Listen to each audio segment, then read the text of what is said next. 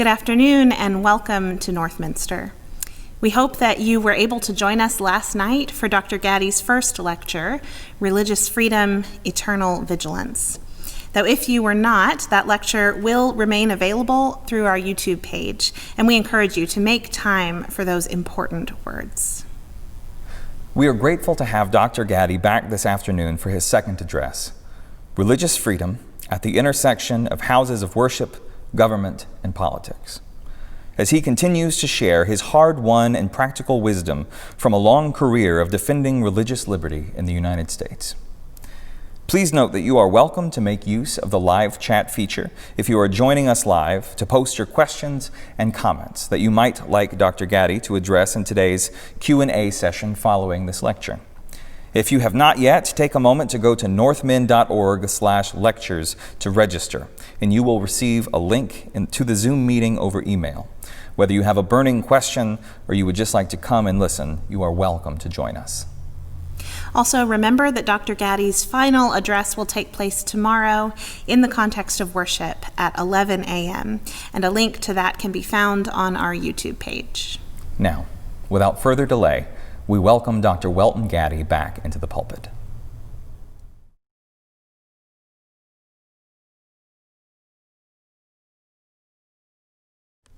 Have you seen the papers this morning? A staff member asked me as I walked into the office, "You're in the paper again today," he continued. "Well, tell me the news, please," I responded. "Well, you were called a radical separationist when it comes to church-state separation." After scanning the paper quickly, I knew my critic. We often debated each other in the media.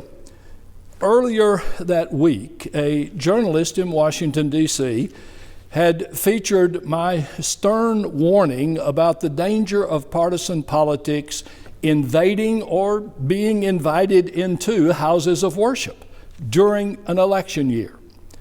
My critic took exception to my concern.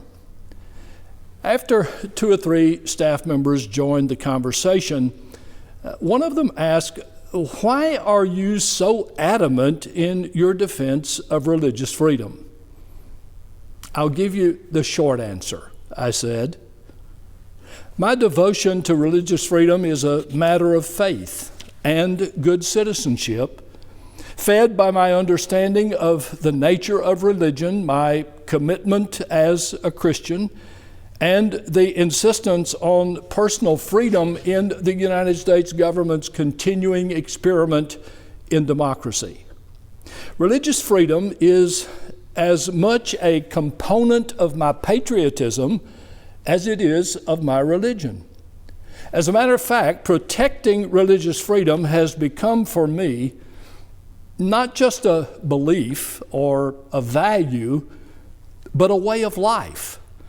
And by the way," I continued, "I don't mind being criticized when the critic is telling the truth." I was sure my critic thought he was putting me down, but I was proud of what he said. Yes, when it comes to religious freedom, I am a radical separationist. For as long as I can remember, as a Christian minister, I've been intrigued by government and politics, though I've never really liked politics.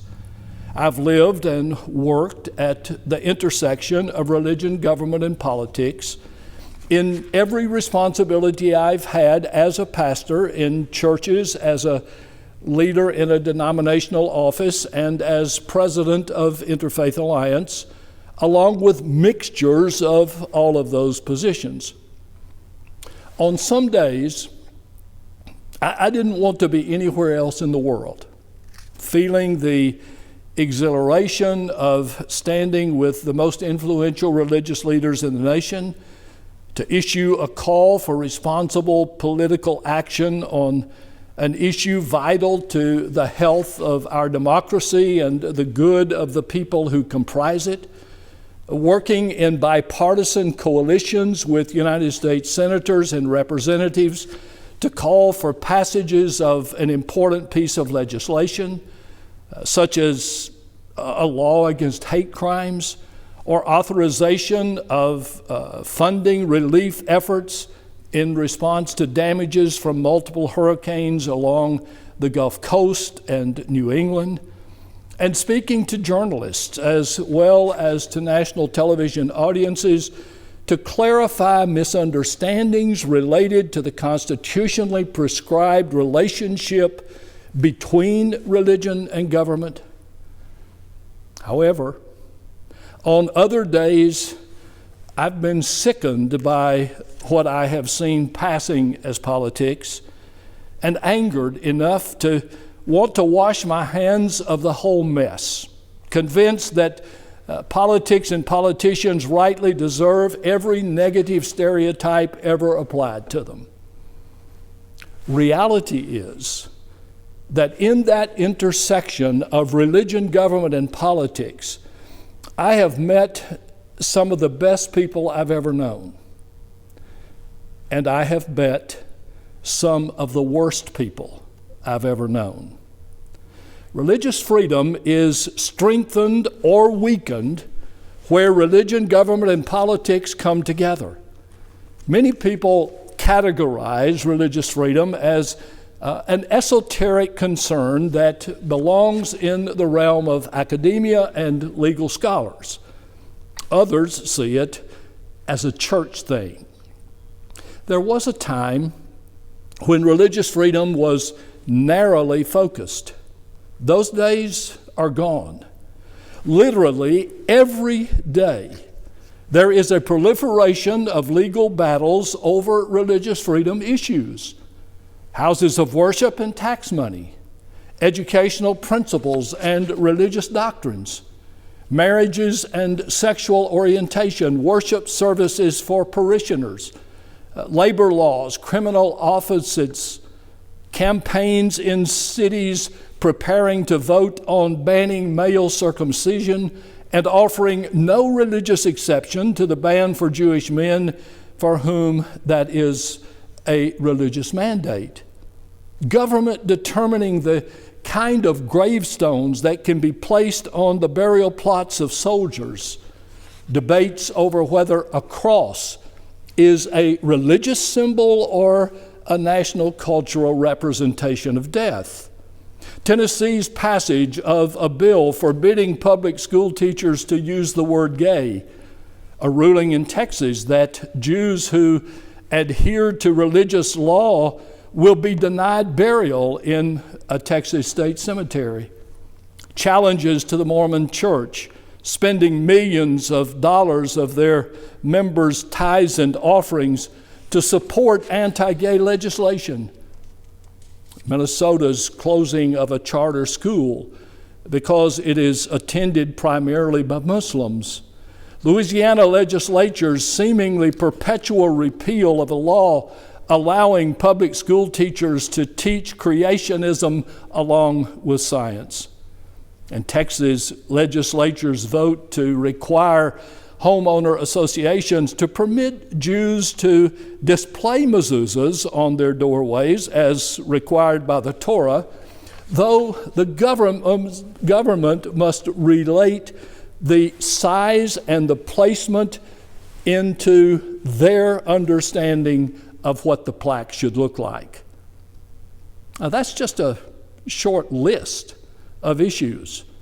I haven't even mentioned current discussions on health care, employment discrimination, economy recovery, which are laced with crucial religious freedom concerns.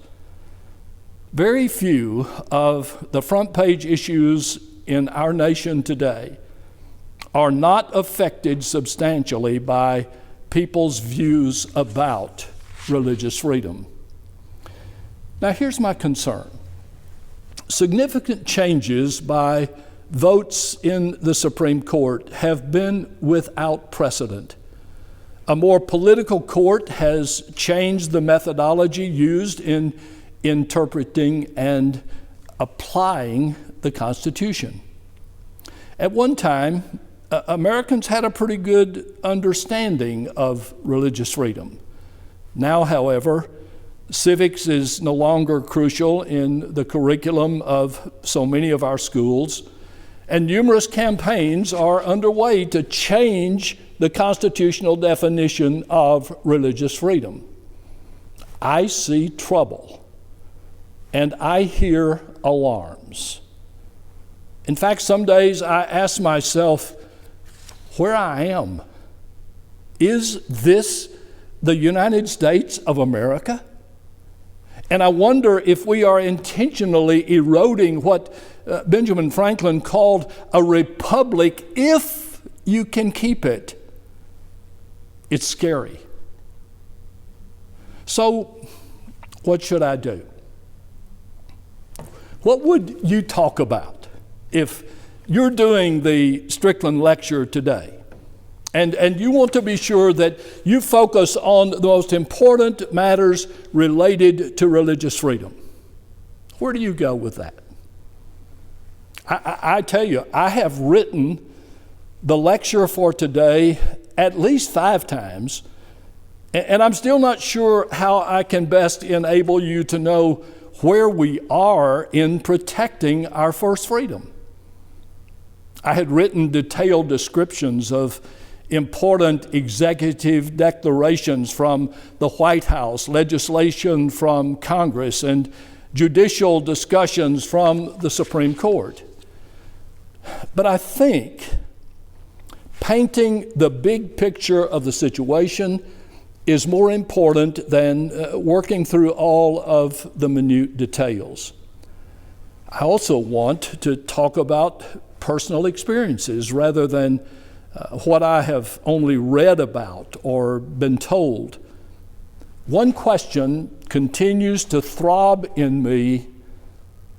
Does our nation still respect and seek to obey the Constitution? I'll share with you a few sketches of what's happening in all 3 branches of our government, confessing that many other issues deserve attention. Let's start with government-funded religion. Here's one of the first major changes that I see as damaging. When President George W. Bush was elected president, he immediately set up a faith-based office in the White House to manage a faith-based initiative in the nation. From the moment I learned of this plan during then Governor Bush's campaign, I opposed it vigorously. Why? Well, for one reason, this nation has faith-based offices in houses of worship and agencies of organizations of care all over the United States, compassionately helping people meet all kinds of needs. Secondly, our founders wanted no part of a religion-oriented office at the center of our government. And third, his faith-based office and initiative contradicted the religious freedom clauses in the First Amendment. Remember yesterday? Tax dollars are not to be used for religious purposes. I spent more hours than I could ever count for 8 years trying to put an end to the president's dangerous dream. I actually think President Bush meant well, but he did not understand religious freedom as defined by the Constitution. The president's staff questioned his faith-based plan, but they stepped in and meshed religion with politics, making a serious problem even a bigger problem. The White House sent money and publicity to charities virtually always in locations hot from political importance for attracting voters. My hope had always been that a new president could be persuaded to shut down the faith-based office and stop using tax dollars for religious ministries. When President Obama asked me to serve on the reform of the Justice Task Force, I thought there was a chance for change. It didn't happen. Even though I was told the President and I were in agreement about what should be done. Actually, President Obama strengthened the program.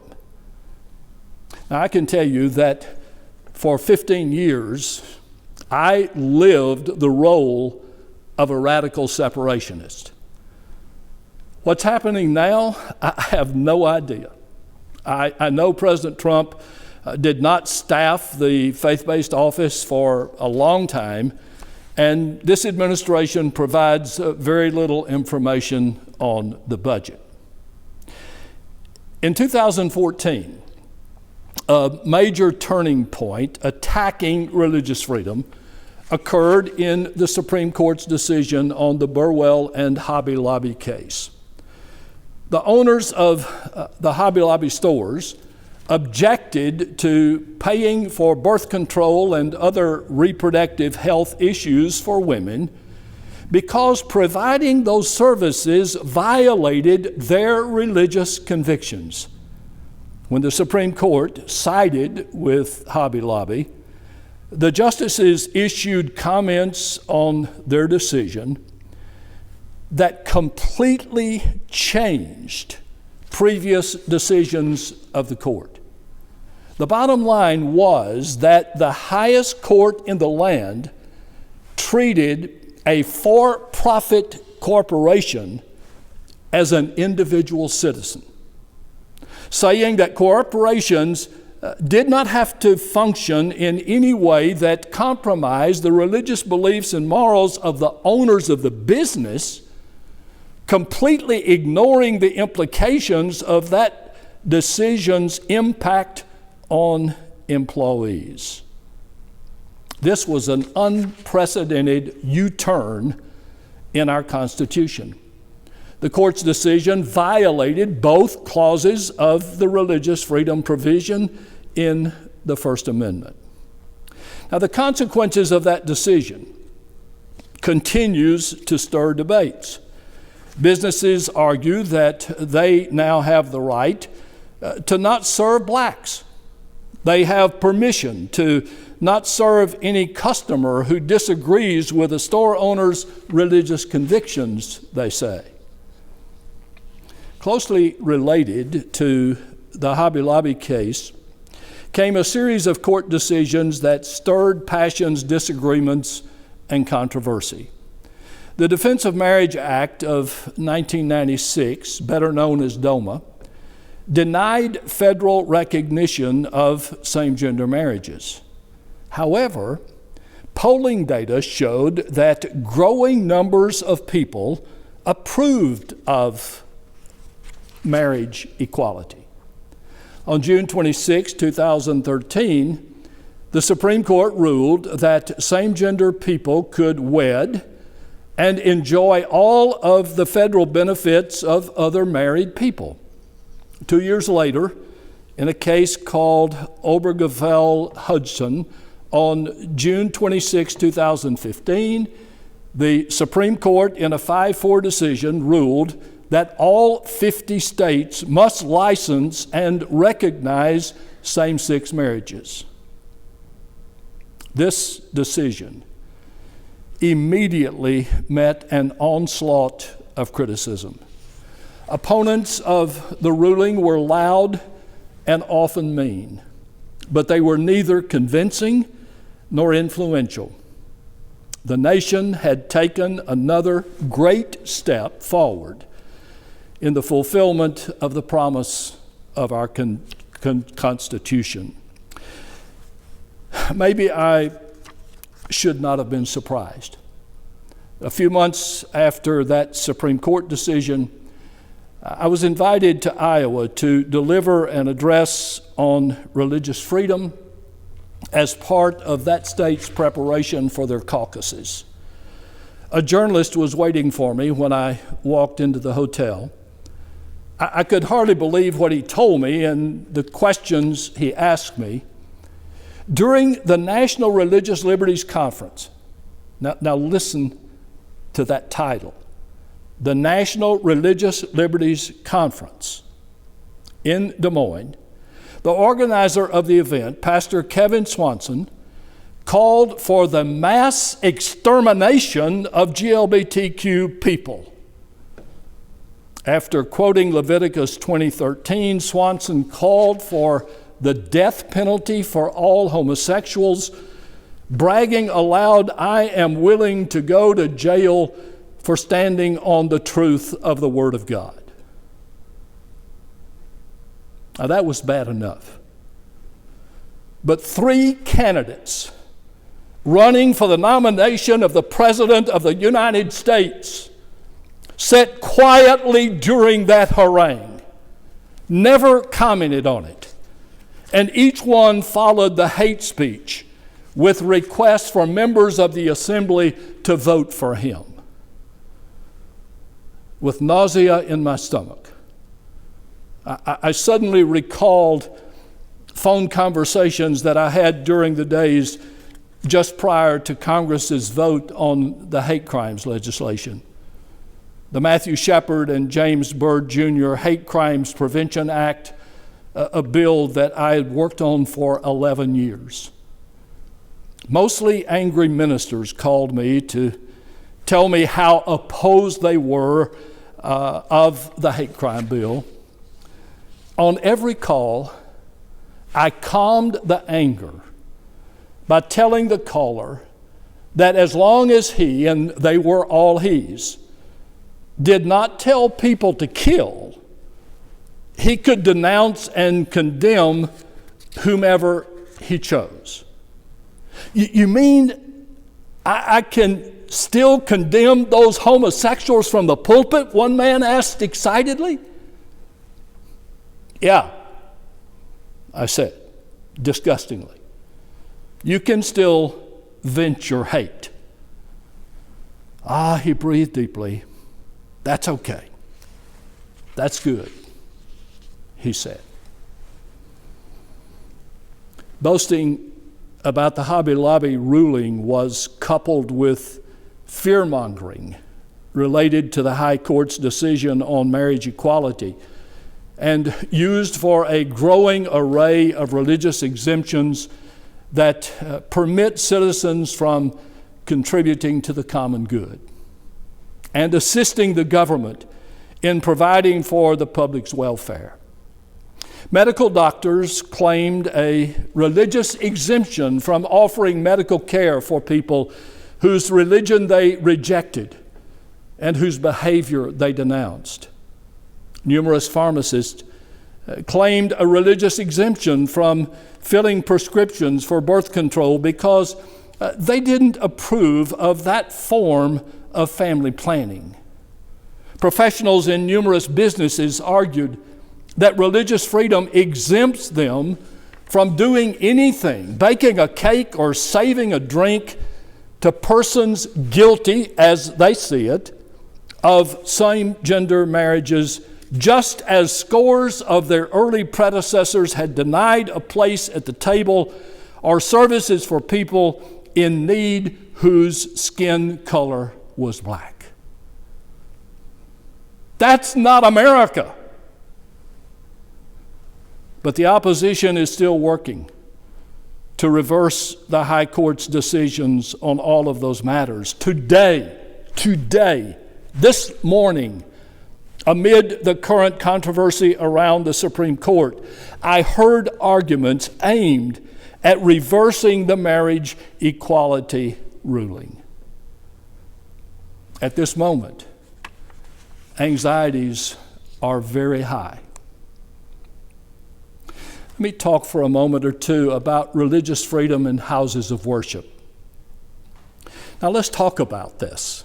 Was the pandemic shutdown in churches was it an anti-religious act, or was it an act of responsible religion? Some congregations refuse to cooperate. People supportive of the precaution are still being condemned as people wanting to shut down houses of worship and get rid of religion. I've talked with law and enforcement officers in Louisiana, in Florida.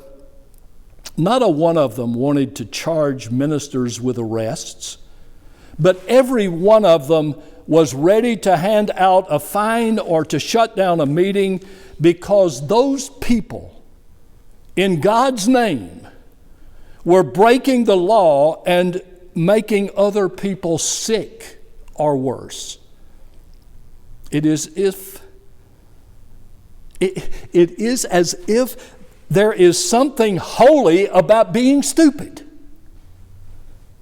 People have died from COVID, while other people in their congregations insist the blood of Jesus will cover us and protect us from the virus.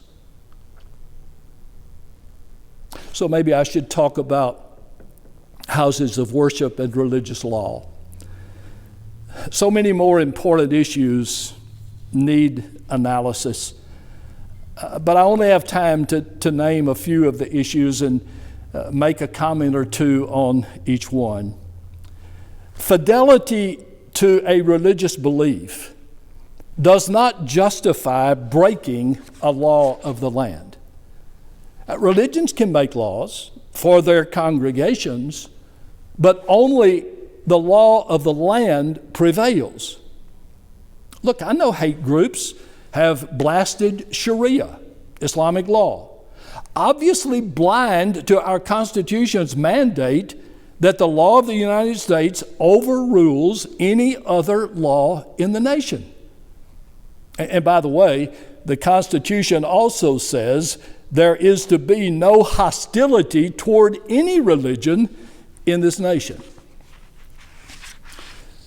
I also want to distinguish between preaching religious values morally and preaching partisan politics in houses of worship. In our politicized world, people have forgotten that issues like peace, violence, care for the poor, human rights, reproductive health, hospitality, marital relations, gun legislation, and immigration were moral issues long before they were political wedge issues. They belong in the church. Numerous people want the government to make their religion everybody's religion by law. And what happens is there is a desacralization and secularization of holiness. They don't see that they are secularizing what to them is holy.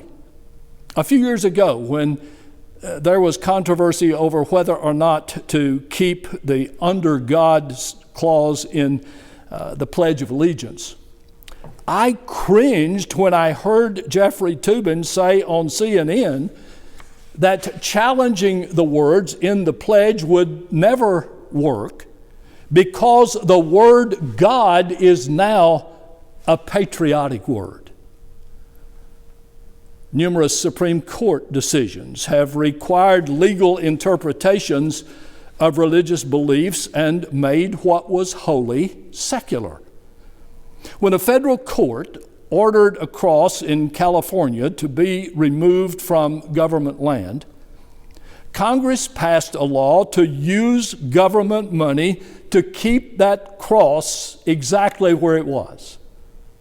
A government-funded cross. Remember, our Constitution says that government cannot favor certain religions over others. Secularizing the cross doesn't strike me as preserving religion.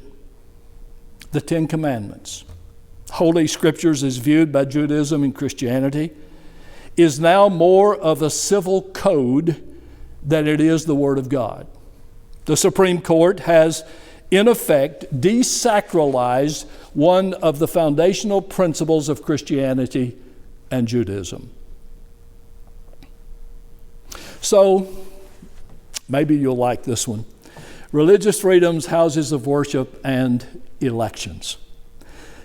We need to spend some time looking at religious freedom, houses of worship, and elections because I think you know we're deep into an election year. The founders of our nation tried to keep religion and government separated. Both politicians and religions have ignored those efforts. Elections increase problems, I guarantee you. Presidential elections are not for the purpose of electing a pastor-in-chief, but for installing in public offices those who are most adept in economic development, international diplomacy, domestic security, and providing for the general welfare of the public.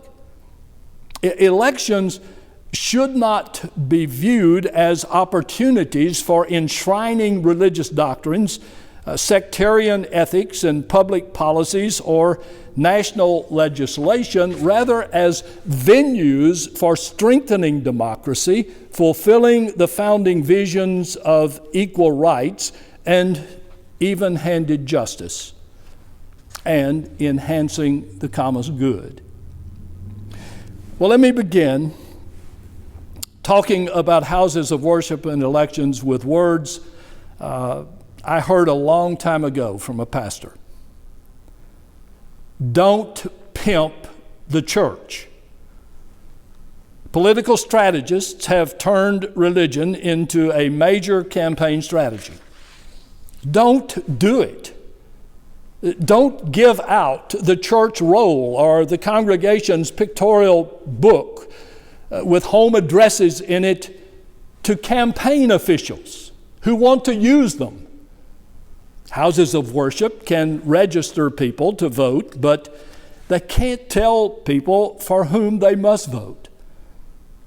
Don't ask a house of worship or the leader of a congregation for an endorsement of your candidate. Here's what's happening. I think religious freedom is being ignored. Elections in this nation should enable us to name our leaders without having to deal with the consequences of an embattled First Amendment. It's time for our elections to be celebrations of the integrity of religion and the vitality of democracy. But folks, we're not there. We're a long way from being there. Even with the current constraints imposed on religions by the IRS, numerous religious leaders refuse to serve communion to people with whom they disagree on women's health issues, and endorse candidates explaining that their candidates of choice are God's will and choice. I am deeply troubled that now churches in our land are identified as red churches and blue churches. I want to focus on one piece of legislation that reflects the irrationality and dangerous divisiveness in our nation that comes from Congress almost every year. In 1954, Congress unanimously, you heard me correctly, unanimously, we've forgotten that, passed a bill sponsored by then Senator Lyndon Johnson that prohibited churches and other 501c3 nonprofit organizations from, and I'm quoting, directly or indirectly participating in or intervening in any political campaign on behalf of or in opposition to any candidate for elective public office. The punishment for a violation of that law is the guilty entity's loss of its tax-exempt status. In 2001, Congressman Walter Jones introduced a bill to abolish the Johnson Amendment. His intent was to allow houses of worship to endorse candidates for public office and significantly support partisan campaigns with a partisan part of the church's budget without losing their IRS status as tax-exempt organizations.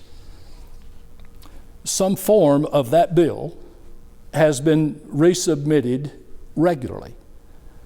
President Trump promised that he would do away with the Johnson Amendment in the first months of his administration. Preserving religious freedom during elections is not easy. I remember an occasion when members of Congress tried to appeal the Johnson Amendment, and they did it by hiding its text in a 1,000 pages budget bill, thinking no one would see it and they could go right through it. Thankfully, we found it, and it was set aside.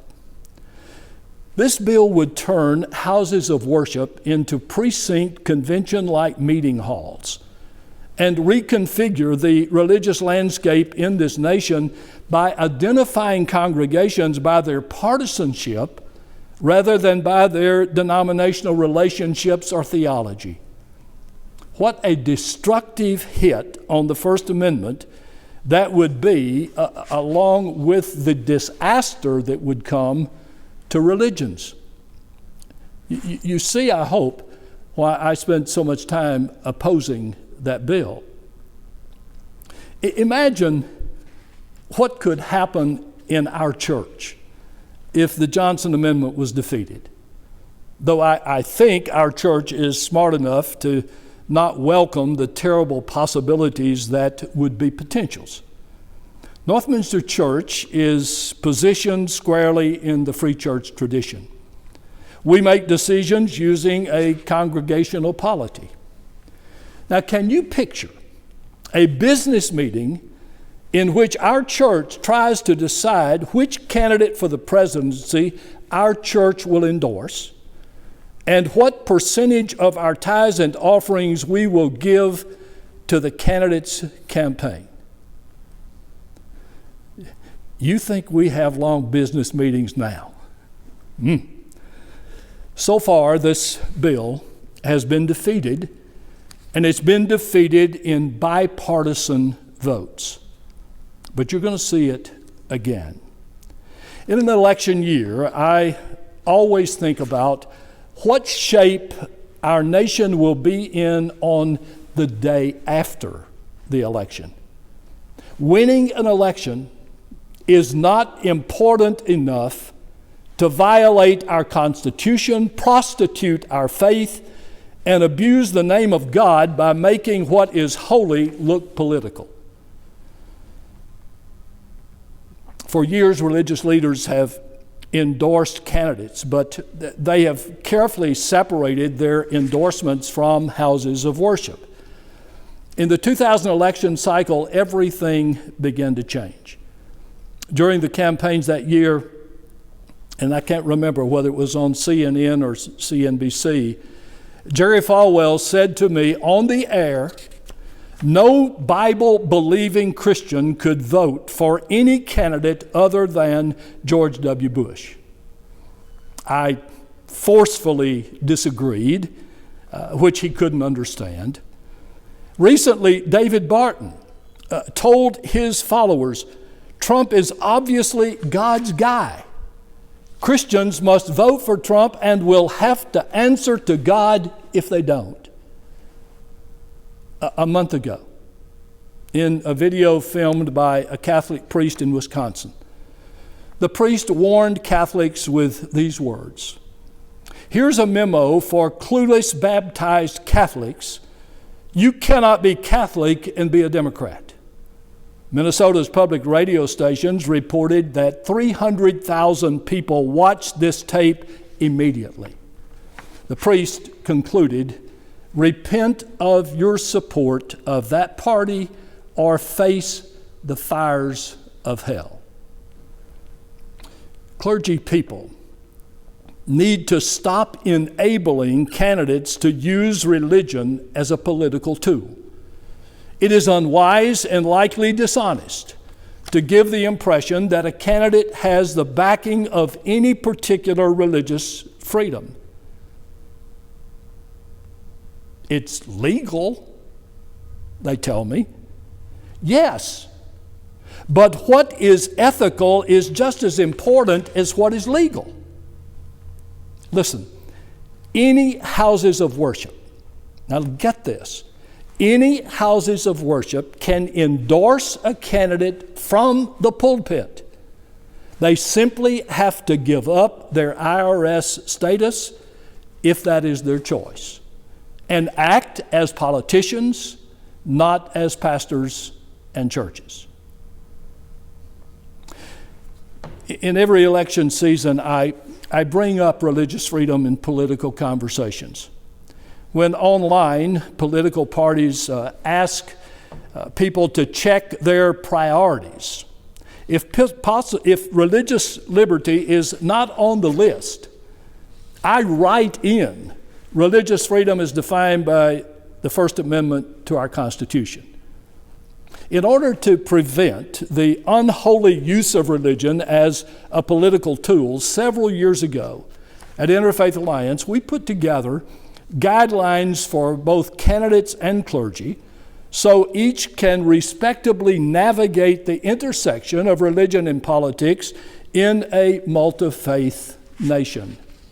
Here's a sampling of the kind of questions that I think citizens should be asking candidates and giving careful attention to the candidates' answers. What are your views on the boundaries between religion and government? What steps will you take to protect the rights of your constituents regardless of their faith and beliefs? How will you balance the principles of your faith and your obligation to defend the Constitution, particularly if the two come into conflict? Will you favor only laws that respect all faiths as well as people with no faith and support religious freedom? As I see it, election or not, religion serves this nation and each of its citizens best when religions function as religions. Houses of worship do well to host congregational conversations on the most profound issues of life and death. Congregational discussions on values are crucial. Core values such as freedom, justice, compassion, equality, generosity, honesty and peace, freedom for choice, a respect for law, equality in an access to rights for all people regardless of their political clout and religious affiliation, a passion for waging peace, honesty about mistakes and misjudgments, as well as wise decisions and successes. How important it is for a congregation to strengthen its citizenship by taking a new look at politics. Politics that make the nation stronger rather than weaker. Politics that do not stop at national borders. Politics that seek to build bridges rather than create divides to win an election. Politics that really demonstrate the art of government rather than the hijacking of government. I wish every presidential candidate in our nation had to endorse a statement made by John F. Kennedy when he was running for the presidency. Fearmongers had opposed his Catholicism, saying that if he's elected, the Vatican is going to run our nation.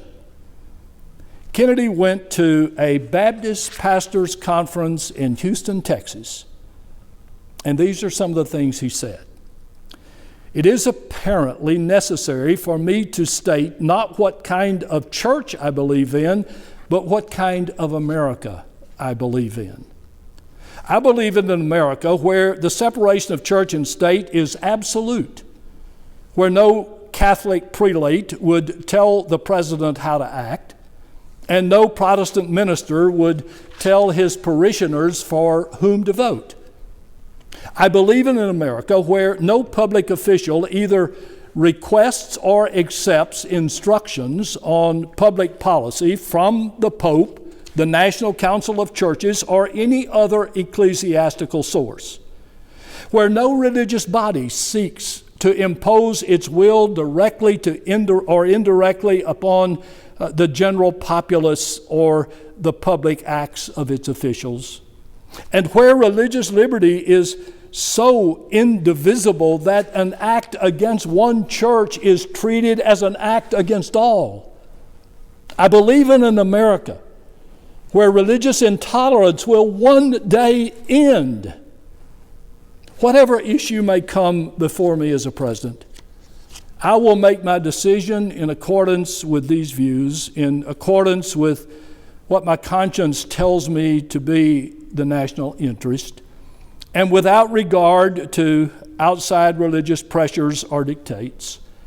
And no power or threat of punishment could cause me to decide otherwise. Now listen to this.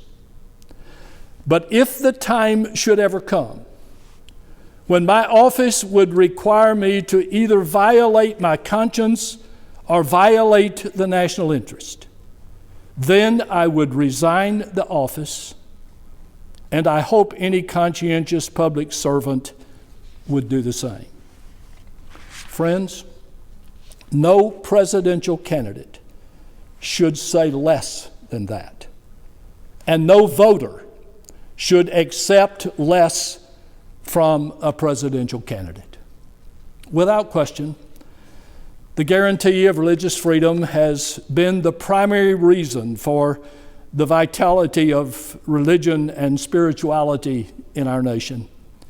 The United States is home for Jews, Muslims, Buddhists, Hindus, Unitarian Universalists, Baha'is, indigenous or Native American religionists, Scientologists, Sikhs, Jainism, Zoroastrianism, Confucianism, Shintoism, Taoism, Falun Gong, and hundreds more. 75% of the people on this earth do not have religious freedom. Thank God, religious freedom is vital. We have it. When I go to Boston, I walk the Freedom Trail. In the Old South Meeting House, chills run down my spine as I look at a copy of the religious liberty clauses of the Constitution laying on the communion table. I think about the members of that congregation who were catapulted into social activism because of their passion for freedom. They were not looking for government funding or undue political influence for influential benefits. They were declaring an intention of freedom and pledging themselves to fight for it. In that meeting house, I see and feel and understand the importance of religious freedom. On one side of that place of worship, a plaque preserves words from George Washington, words expressing dismay at civic leaders' ability to praise the importance of houses of worship in their speeches while compromising the sanctity of houses of worship by their actions aimed at using those houses of worship for governmental purposes. One particular freedom walk in Boston I'll never forget. It came a few days after fighting had stopped in Iraq. I was in Amman, Jordan, visiting with religious leaders from Iraq. 3 different kinds of Sunni Muslims, 3 different kinds of Sufi Muslims, and 3 different kinds of Christians from Iraq, and about 30 other religious leaders from around the world.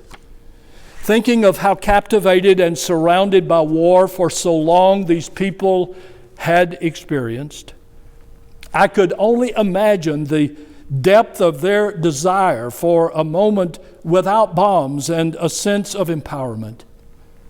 However, I learned that once the Iraq clerics had time to be alone for the first time, they immediately found out that all of them had the same impassioned priority.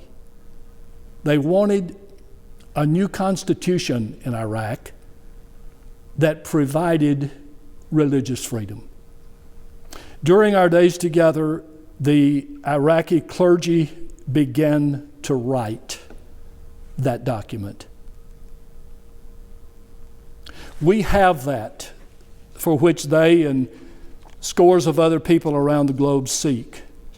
The religious freedom that the founders of our nation sought. Whether or not what we have persists is yet to be known.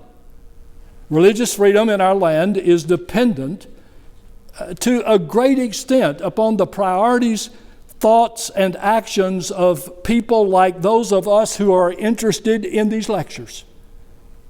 Whether speaking of past, present, or future, the guarantee of religious freedom is vital, ideally and practically, governmentally and spiritually, and in my personal opinion, for the good of all people